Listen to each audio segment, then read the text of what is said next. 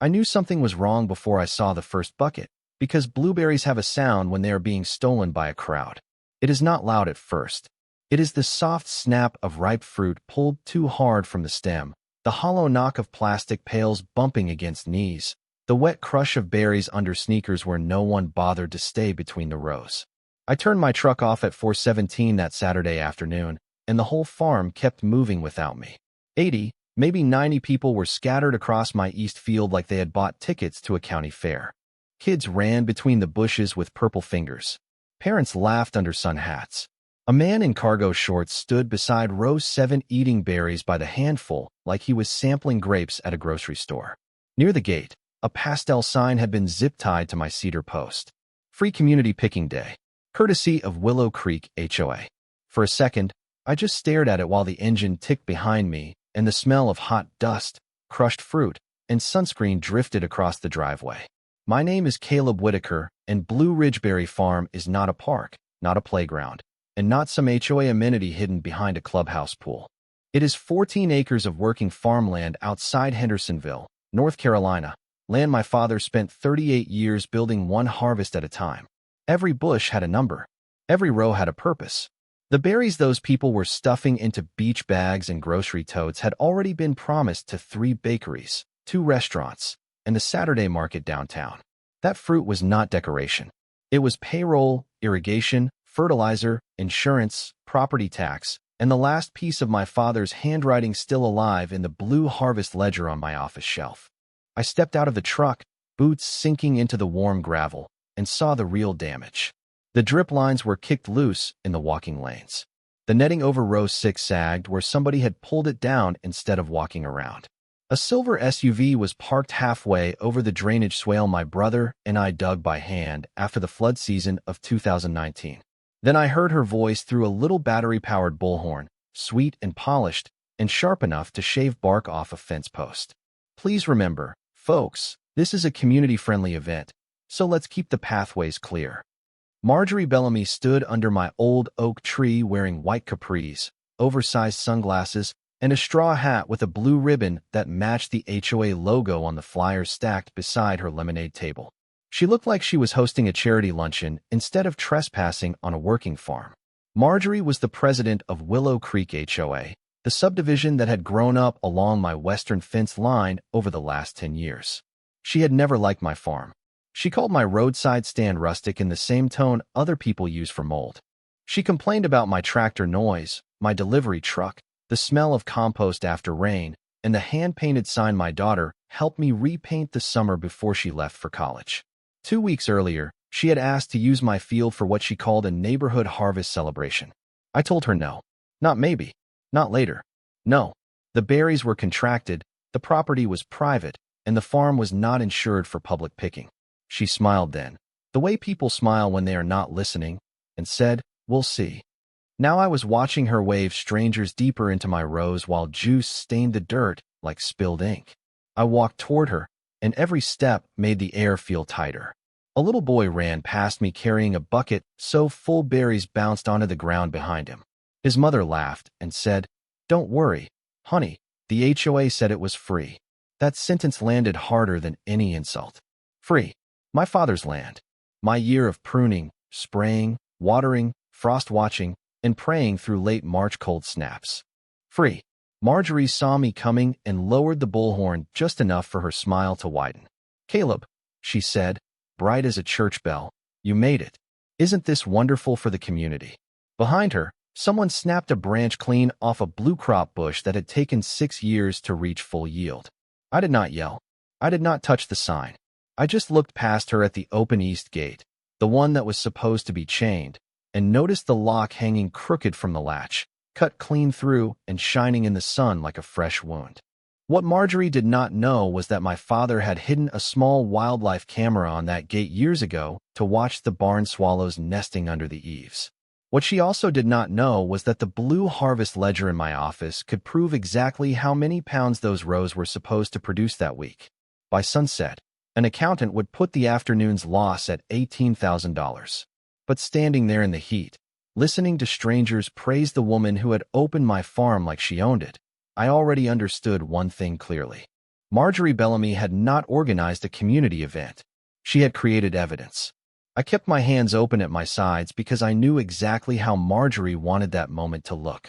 She had her phone angled toward me before I even reached the lemonade table, recording with the calm confidence of a woman who had already written the caption in her head. Angry farmer confronts neighborhood families. That was the story she wanted. So I gave her nothing. I let the late afternoon heat press against my neck. I let the smell of sugar, sunscreen, and trampled blueberries sit in my throat. Then I said, "This event is over. Everyone needs to leave my property." A few heads turned. A woman holding 2 full grocery bags frowned like I had interrupted a school fundraiser. A man near row 8 lifted his phone and started filming too. Marjorie tilted her chin and gave me that soft public voice people use when they want witnesses to think they are reasonable. "Caleb, please do not embarrass yourself. These families were invited." I looked at the flyer stack. The paper was thick, glossy, paid for by somebody who wanted the lie to feel official. At the top was the Willow Creek crest, a little green oak tree inside a gold circle. Under it, in cheerful blue lettering, it said that Blue Ridge Berry Farm had partnered with the HOA for a complimentary family harvest afternoon. Partnered. That word almost made me laugh. The last conversation Marjorie and I had about my farm ended with me standing beside my produce cooler, telling her no while she stared at the stained knees of my work jeans like poverty was contagious. She had called the farm underused land. She said a community event would improve my reputation. She said buyers in Willow Creek preferred charming rural atmosphere, but not actual rural inconvenience. My father would have had a field day with that sentence. He used to say people loved farms right up until farms smelled like soil, sounded like tractors, and asked to be paid for what they produced. I reached for one flyer, but Marjorie slid her palm over the stack. Her nails were pale pink, perfect, and useless for any job that required a callus. "Those are HOA materials," she said. "You can request a copy through proper channels." Behind her, a teenage girl stepped over a drip line and snapped the plastic emitter loose with her heel. Water pulsed into the dirt in short, panicked spurts. That tiny sound cut through me worse than the crowd. Every emitter had been installed by hand. Every line had been tested before bloom. Farming is not one big miracle. It is 1,000 small systems behaving for long enough to let nature do its work. And Marjorie had let strangers walk through those systems like they were decorations. I pulled out my phone and called the sheriff office non-emergency line. My voice stayed flat. I gave my name, the address, the number of vehicles, and the words unauthorized public event on private agricultural property. Marjorie rolled her eyes for her audience. "This is a civil misunderstanding," she announced, loud enough for the nearest families to hear. "Mr. Whitaker is upset because the community finally noticed this space. This space. Not my farm. Not my business. Not the land my father bought back from foreclosure 1 acre at a time after my grandfather lost half of it in the 80s. Just this space." I walked past her to the east gate. The chain lay in the grass, cut clean, the broken lock still warm from the sun. I photographed it from 3 angles. Then I photographed the tire tracks, the sign, the flyer table, the open cooler full of bottled water, and the row markers bent sideways in the dirt. Marjorie followed me, her sandals clicking against the gravel. "You are making this so unpleasant," she said under her breath. "I tried to help you." That was when I looked at her, really looked. Not at the sunglasses or the hat or the smile built for committees. At the little twitch near her jaw. At the way her fingers tightened around the bullhorn. She was not embarrassed. She was irritated that I was documenting before she could reshape the story. 10 minutes later, 2 deputies rolled up behind the line of parked sport utility vehicles. By then, half the crowd had grown quiet. The farm had changed temperature. You could feel it. The laughter thinned. Buckets stopped knocking. Parents started realizing free does not usually come with sheriff cars and a cut lock. Marjorie walked toward the deputies first, of course. She had a folder ready. She always had a folder. But while she spoke, I noticed the small black eye of my father's old wildlife camera tucked under the eave of the pump shed, pointed directly at the east gate. For the first time that afternoon, I felt my breathing slow. My father had been gone 4 years, but somehow, he was still watching the gate. Deputy Harris listened to Marjorie first, because people like Marjorie know how to step into the empty space before anyone else can breathe. She opened her folder with a crisp little snap, the sound of expensive paper and practiced confidence. "This is a scheduled community agricultural access event," she told him, smiling like she was explaining a bake sale. Mr. Whitaker approved it verbally after our last neighborhood standards discussion.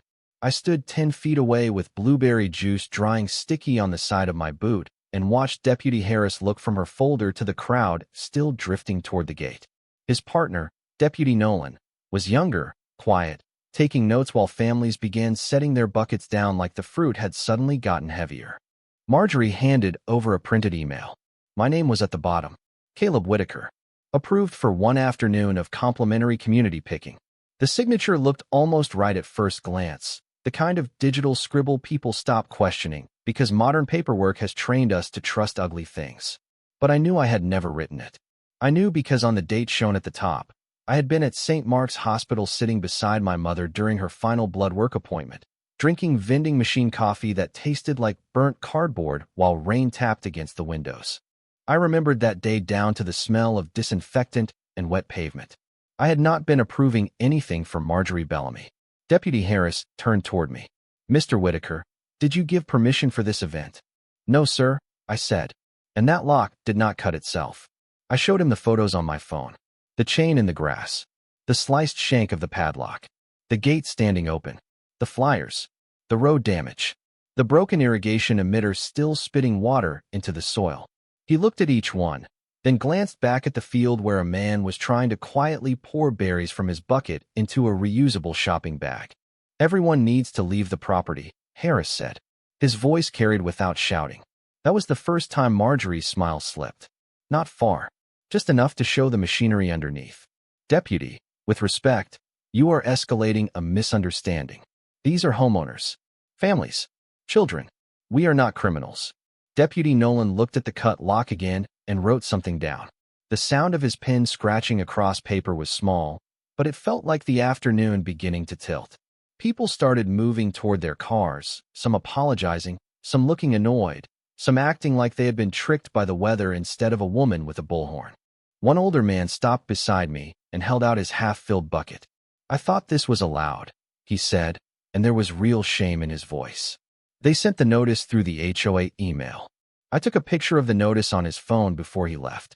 Same flyer, same wording, same lie dressed up in community colors. Marjorie saw me do it and stepped closer.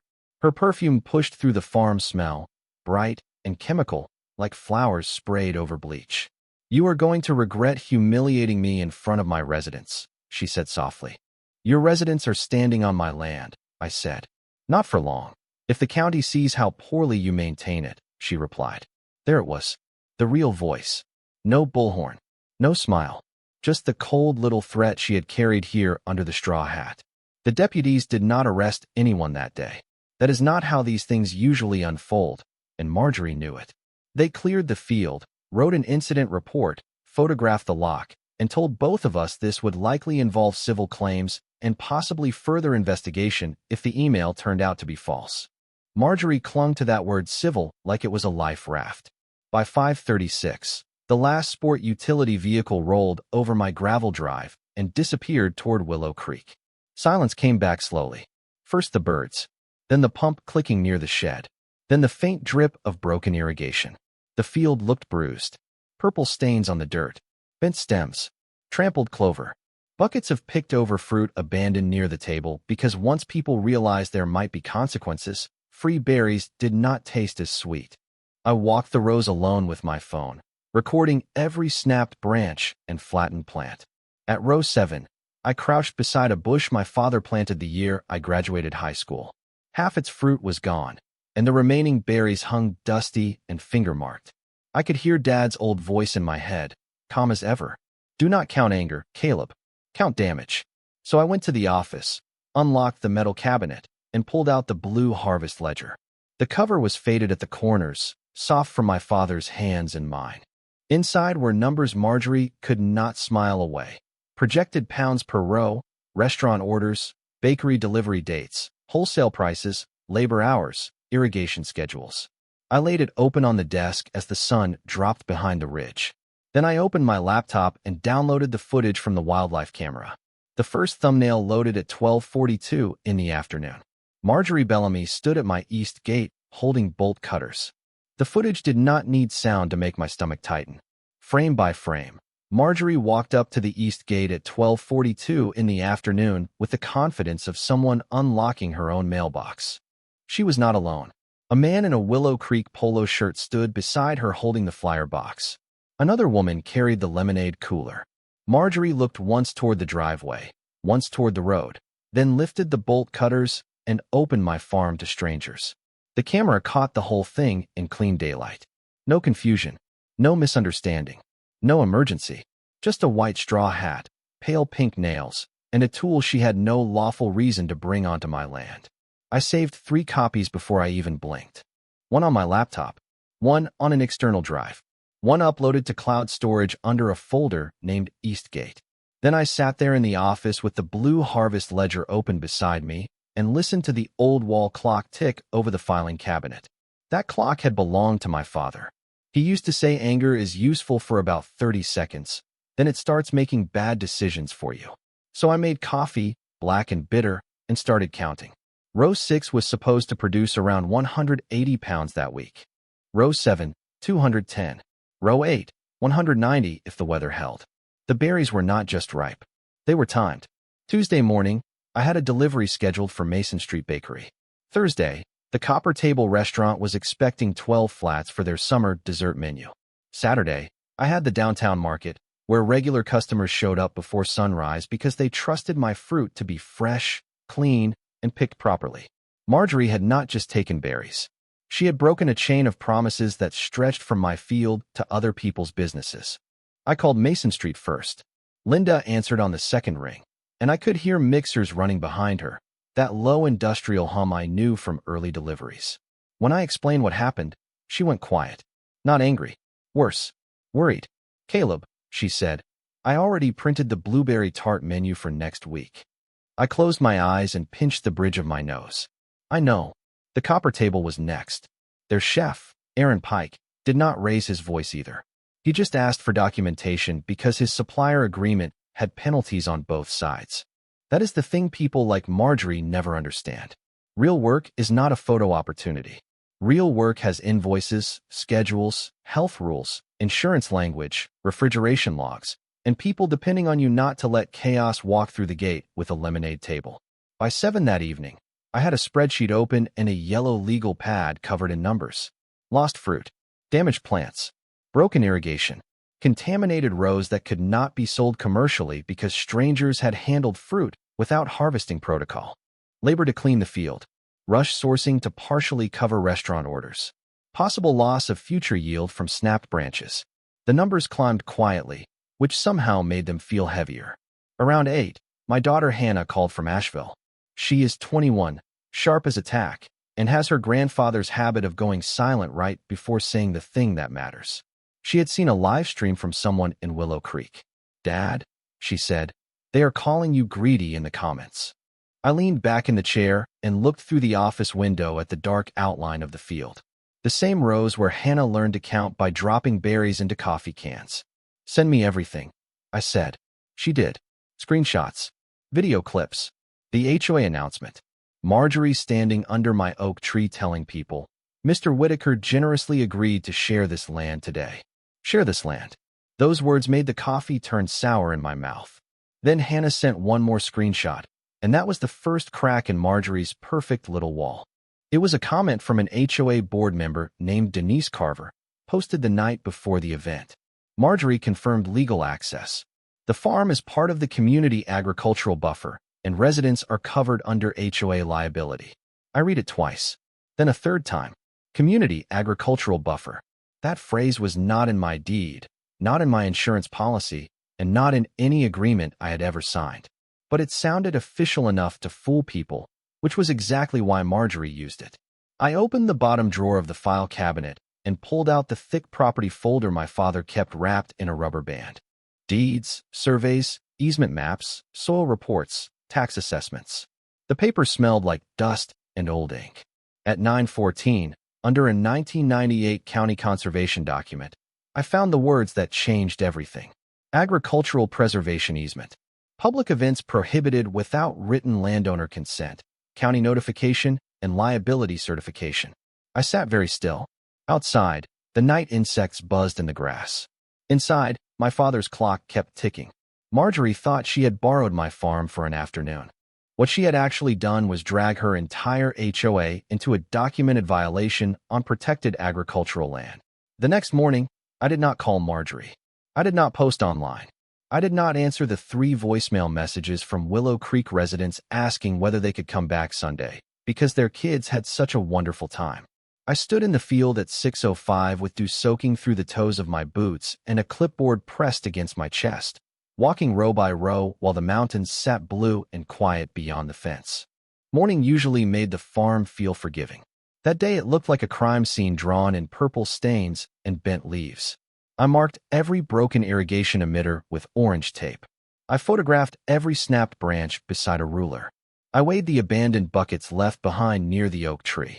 38 pounds of fruit, warm, bruised, and useless for commercial sale. Near row 8, I found one of Marjorie's glossy flyers pressed into the mud under a tire track. The ink had bled at the edges, but the lie was still clear.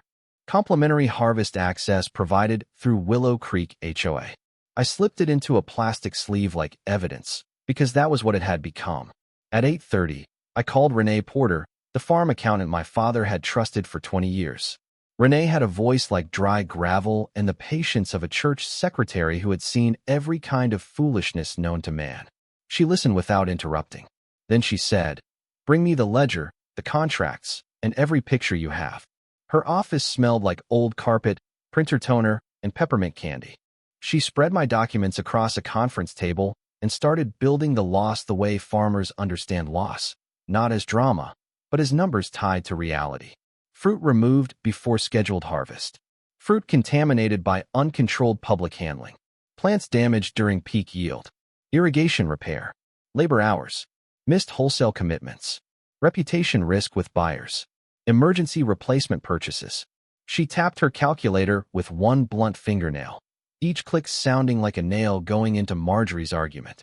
Minimum direct loss is $18,240, she said. That does not include legal fees or next season yield reduction. I stared at the paper. Seeing the number written down did something to me. It took the hot blur of the day before and hardened it into a shape I could carry into a room. Renee looked over her glasses. Do not let them call this hurt feelings. This is business damage. From there, I drove to the county agricultural office. The waiting room had faded posters about soil conservation and pesticide safety, the kind of place Marjorie would have found boring because nothing there was designed to flatter her. A field compliance officer named Carl Whitcomb met me with a yellow legal pad and a coffee mug that said farmers feed everybody. I showed him the conservation easement first, then the flyer, then the cut lock, then the camera still of Marjorie holding bolt cutters at my gate. He stopped writing for a full second. She opened the protected area to the public without consent. Yes, sir. And represented it as HOA access? Yes, sir. He leaned back, and the chair creaked under him. That is not a neighborhood misunderstanding. By lunchtime, Carl had scheduled a site inspection.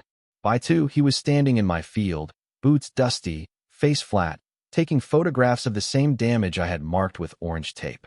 He knelt by the broken drip line, rubbed a crushed berry between his fingers, and asked whether any of the public had been supervised for food safety or harvest handling. I almost laughed. Supervised. The only supervision had been Marjorie with a bullhorn telling people to enjoy themselves. Carl wrote that down too. While he worked, my phone buzzed. An email from Willow Creek HOA had arrived with the subject line notice of complaint against Blue Ridgeberry Farm. I opened it beside row 7, with the smell of warm leaves and damaged fruit around me. Marjorie accused me of hostile conduct, emotional distress to residents, and failure to maintain cooperative community relations. She requested an emergency board meeting for Tuesday night to consider sanctions against my farm as a neighboring nuisance property. I read the whole thing twice, then handed the phone to Carl. He did not smile. He just said, "Make sure you attend that meeting." That evening, I sat at my kitchen table while Hannah helped me organize files over video call. She built folders faster than I could name them. Gate footage, flyers, social media, contracts, crop loss, easement, deputy's report. Her face on the laptop screen was serious, lit blue by her dorm room lamp. Grandpa would be so mad, she said. I looked at the old harvest ledger beside my coffee cup. No, I said. He would be precise. And that was the word that carried me through the night. Not angry. Not loud. Precise. Marjorie wanted a public fight because she knew how to win those. I was preparing a paper trail, and paper does not care how sweetly someone smiles. By Tuesday afternoon, Marjorie had already tried to win the meeting before it started. Willow Creek residents received a message with her name at the bottom and the HOA crest at the top, warning them that Blue Ridgeberry Farm had become a threat to neighborhood harmony and that my refusal to cooperate might affect future property values. Property values. That phrase was her church bell. She rang it whenever she wanted reasonable people to stop thinking and start worrying about resale. I printed the email and placed it in the folder with everything else. The paper was still warm from the printer when my attorney, Daniel Price, walked into my kitchen carrying a leather briefcase and wearing the calm expression of a man who had made a career out of letting other people talk too much. Daniel was not flashy. He was a farm and property lawyer from Hendersonville with gray at his temples, mud on his truck tires, and a way of reading a document that made you feel sorry for whoever wrote it badly. He took one look at Marjorie's complaint and tapped the phrase community agricultural buffer with his pen. This is the word we follow, he said. People invent language when the real language does not help them. We spent the next hour building the order of proof. Not emotions first. Not outrage first. Timeline first. At 11:58, Marjorie's email reminder went out to residents. At 12:42, the wildlife camera recorded her at the east gate. At 12:44, the lock was cut. At 1:03, the first residents entered the field. At 1:17, the live stream started. At 4:17, I arrived. At 4:31, I called the sheriff's office. At 5:36, the property was cleared. Daniel slid each timestamp into place like boards in a fence. Then came the documents. The agricultural preservation easement. The contracts. Renee Porter's loss calculation. Carl Wickham's preliminary inspection notes. The photographs with orange tape beside every damaged line and branch. The old blue harvest ledger, copied page by page, showing expected yield for rows 6, 7, and 8. By the time we finished, my kitchen table looked less like a farmhouse table and more like the quiet center of a storm. Henna drove down from Asheville before the meeting. She showed up in jeans and a blue college sweatshirt, carrying a thumb drive on a keychain shaped like a strawberry, because she said Grandpa would have found that funny. She had edited the evidence clips into a simple sequence. No music, no captions except date and time. Gate, bolt cutters, flyers, crowd, bullhorn, broken drip line. Denise Carver's comment about HOA liability. Then the screenshot of Marjorie saying I had agreed to share the land. Watching it all together made the day feel colder than I remembered. The chaos had seemed huge while I was standing in it. On screen, it looked worse because it looked planned. At 6 o'clock, we drove to the Willow Creek clubhouse. The building sat behind a line of manicured boxwoods, all brick and white columns, pretending to be historic even though it had been built 12 years earlier. The parking lot was full of shiny sport utility vehicles and worry. People stood in little groups near the entrance, speaking softly until they saw me. Then the conversations folded shut. I could smell fresh mulch, air conditioning exhaust, and the faint sweetness of someone's vanilla body spray drifting from the open doors. Marjorie had arranged the room like a trial where she owned the courthouse. Folding chairs faced a long table. The board sat behind nameplates. A projector screen hung at the front. On the first row, several residents from the picking day watched me with tight mouths, as if I were the one who had tricked them into trespassing. Marjorie sat in the center wearing a cream blazer and a pearl necklace, hands folded, smile ready. Beside her was the HOA management representative, a nervous man named Paul Sutter, who kept adjusting his tie and avoiding my folder. Carl Wickham arrived 2 minutes after us. His county badge clipped to his belt changed the air in the room. Daniel noticed it too. He leaned slightly toward me and whispered, "Let her speak first." So I did. I sat down with Hannah on one side, Daniel on the other, and the blue harvest ledger in my lap. Marjorie called the meeting to order with a wooden gavel she had no legal need for, but clearly enjoyed using. The crack of it against the table echoed through the clubhouse. "We are here," she began. Because Mr. Whitaker has chosen hostility over community partnership.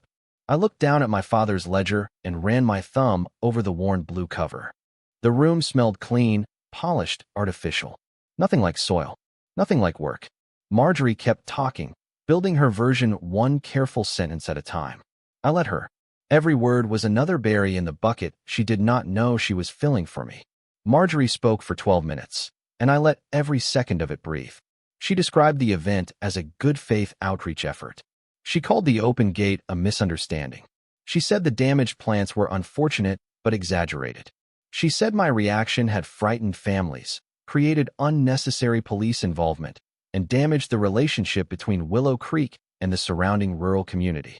Every time she said community, a few board members nodded like the word itself was evidence. Paul Sutter kept staring at the table. Denise Carver sat 2 seats down from Marjorie, arms crossed, lips pressed thin. She was the one who had posted that comment about HOA liability, and judging by the way she avoided looking at me, she already knew those words had weight. Marjorie finally lifted a stapled packet and gave the room a soft, disappointed smile. The board will consider whether formal nuisance sanctions are appropriate, she said. We cannot have neighboring properties behaving in ways that undermine trust. Daniel leaned forward just enough for his chair to whisper against the floor. Before sanctions are discussed, he said, Mr. Whitaker would like to respond to the factual claims. Marjorie's smile tightened. This is not a courtroom, Mr. Price. Good, Daniel said. Then the truth should be cheaper. A few people shifted in their seats. I stood up with the blue ledger under one arm and my folder in the other. The clubhouse lights buzzed overhead. My mouth tasted like old coffee and patience. I did not look at Marjorie first. I looked at the residents. The people with children. The people who had carried my fruit out of my field because someone in authority told them it was allowed. I am going to be clear, I said. Most of you were misled. The room went still in a way that felt physical. I opened the folder and placed the first flyer on the projector table. Hannah plugged in her thumb drive. The screen lit up with Marjorie's own announcement. The HOA crest bright and official above the words complimentary harvest access. I did not approve this flyer. I did not partner with the HOA. I did not open my farm to public picking. Marjorie gave a small laugh.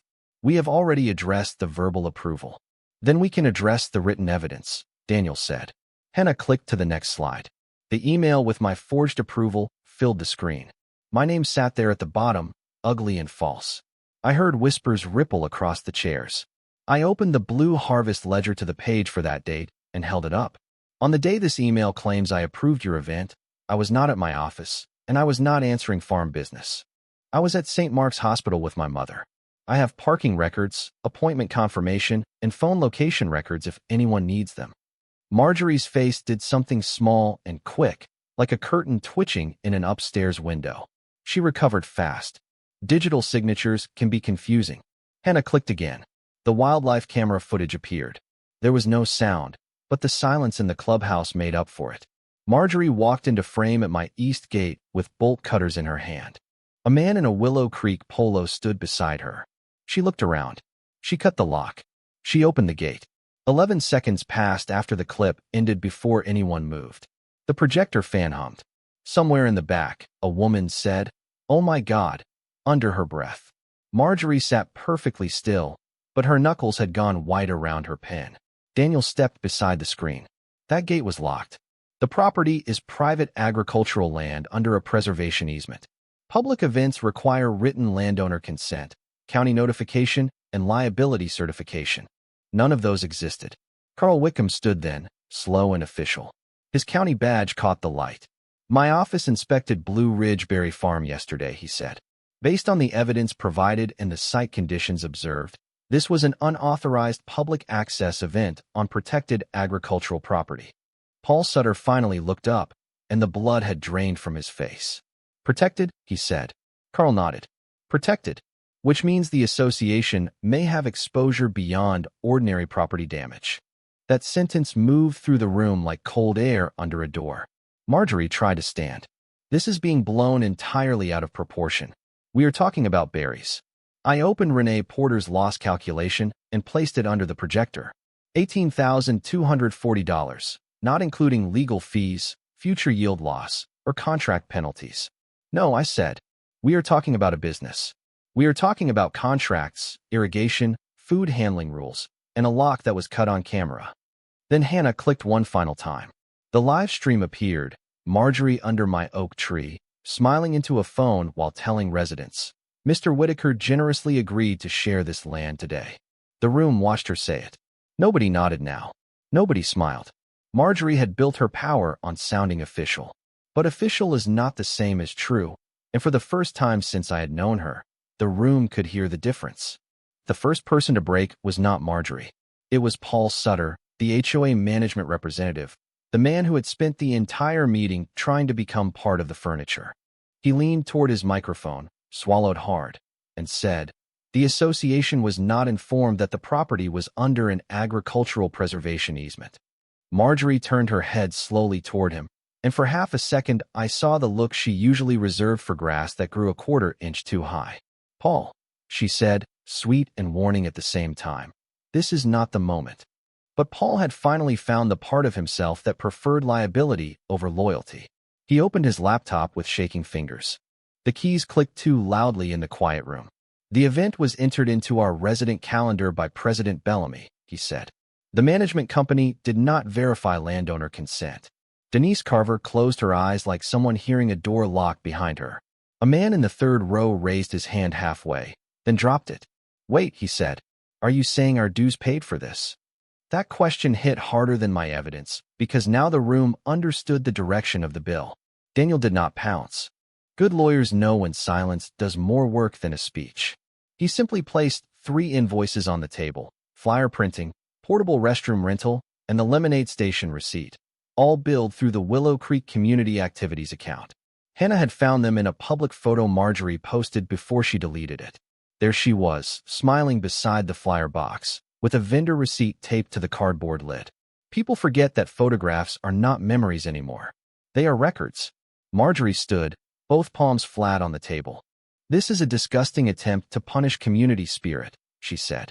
The words came out polished, but the shine was gone. Mr. Whitaker has resented Willow Creek for years. He dislikes families. He dislikes progress. He dislikes being held to standards. I felt Hannah stiffen beside me, but I stayed still. The old anger tried to rise, hot and familiar, but my father's ledger sat open in front of me like an anchor. Do not count anger. Count damage. Carl Whitcomb cleared his throat. For clarity, he said, county records show the farm predates the subdivision. The preservation easement predates the current HOA board. Any standards claimed by the association do not supersede the landowner's rights or county agricultural protections. That sentence took Marjorie's favorite weapon and laid it flat on the table. Standards. She had used that word for my truck, my fence, my farm sign, my compost bins, my early morning tractor work. Now a county officer had said her standards stopped at my property line. Daniel slid the sheriff incident report forward next. We are requesting immediate preservation of all HOA records related to the event, including emails, calendar entries, board communications, expense approvals, resident notices, and insurance representations. Paul nodded too fast. Of course. Marjorie looked at him like he had spilled wine on white carpet. Then Daniel added, we are also serving notice of claim for damages in the current amount of $18,240, subject to adjustment after plant recovery assessment, contract penalties, attorney fees, and any enforcement findings from the county. A woman near the back whispered, that is real money. Yes, I thought. It was always real money. It was real when my father skipped vacations to buy irrigation pipe. It was real when I woke before dawn to cover blossoms before a late frost. It was real when Linda at Mason Street Bakery planned a week of tarts around my delivery. It only became real to Willow Creek when it threatened their reserve fund. The board called for a recess. Marjorie objected, but the other members did not look at her anymore. They huddled near the side wall under a framed photograph of the clubhouse ribbon cutting. Their whispers rose and fell over the buzz of fluorescent lights. Residents pulled out phones. Someone in the back was already rereading the HOA email with a different face than the one they brought into the room. When the board returned, Denise Carver spoke instead of Marjorie. Her voice trembled, but it held. Pending further review, the board withdraws the complaint against Blue Ridge Berry Farm. Marjorie's mouth opened. Denise kept going. We will cooperate with the county and the association's insurer. We will also convene an executive session regarding leadership conduct. Leadership conduct. It was the cleanest phrase anyone had ever used for a mess that ugly. Marjorie gathered her papers with stiff, quick movements. One page slipped from her folder and landed face up on the table. It was a printed copy of the fake approval email. For the first time that night, she looked at it the way everyone else did. Not as protection, as evidence. I picked up my father's ledger and stood. The room parted when I walked toward the door, not out of respect exactly, and not out of fear. More like people were finally aware that the farmer they had dismissed had brought the one thing Marjorie never expected from dirt and Rose and an old blue book. Proof. The settlement did not arrive with thunder.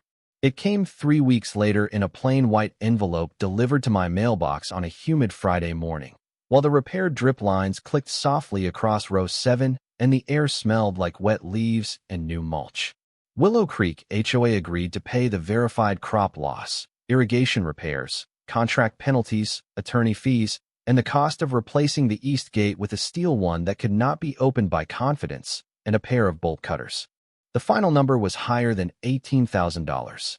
By the time the county added compliance costs and the insurer finished asking questions, Marjorie's afternoon of community spirit had become the most expensive berry-picking event that subdivision had ever seen. The HOA board removed her as president during a closed meeting that somehow everybody heard about by dinner. Paul Sutter resigned from the management company account. Denise Carver sent me a handwritten apology on thick cream paper, the kind Marjorie probably would have approved for official correspondence. The sheriff office referred the false email and lock damage for review, and Marjorie ended up signing a separate civil agreement that required her to pay a personal share. I heard she sold the white Lexus before the first leaves turned. I did not celebrate that part. Not really. A vehicle is just metal, leather, and payments. What mattered was the gate. What mattered was the line. What mattered was that one woman with a title finally learned that a title does not make private land public, and a smile does not turn a lie into permission. The farm took longer to heal. Plants do not care about settlements. Broken branches do not stand back up because a lawyer sends a letter. Hannah and I spent 2 weekends cutting damaged wood, flushing the irrigation lines, and tying new growth where the crowd had trampled the young canes. Linda from Mason Street Bakery kept ordering from me even after I had to short her that first week. Chef Aaron at the Copper Table changed his dessert menu for 10 days and never charged me the penalty his contract allowed. Good people do that. They leave room for the truth before they reach for punishment. By spring, the rows came back thick and green. The new gate stood at the east entrance, black steel between cedar posts, with a camera mounted in plain sight this time. Under it, I hung a wooden sign Hannah painted in dark blue letters, Private Working Farm, picking by appointment only. And beneath that, in smaller words copied from something my father once carved into a toolbox, Good neighbors ask first. The following June, I did open the farm for one free picking morning, but not because an HOA told me to. I did it for the volunteer fire department families, a group of retired teachers, and a few parents from the county disability support program who needed a quiet place where their kids could run without anyone rushing them. We kept it small. We kept it organized. We washed hands, marked rows, weighed fruit, and sent every family home with a pint basket and a recipe card from Linda's Bakery. At the end of the morning, an older man shook my hand and said, "Thank you for sharing this place." I looked across the field at the bright berries, the clean paths, the repaired lines humming under the soil, and for the first time in months, the word sharing did not taste bitter. Because sharing only means something when it is chosen. That is the piece Marjorie never understood. You cannot steal generosity and call it community. You cannot cut a lock and call it kindness. Justice did not come screaming down my driveway that day. It arrived in timestamps, paper records, county rules, and an old blue ledger my father refused to throw away. So tell me honestly, if you had stood in my boots and watched strangers carry your harvest away because one entitled person decided your work belonged to everyone, what would you have done? And if stories like this remind you that quiet proof can beat loud power, stay close to this channel. Because sometimes the people who look easiest to push around are the ones keeping the best records.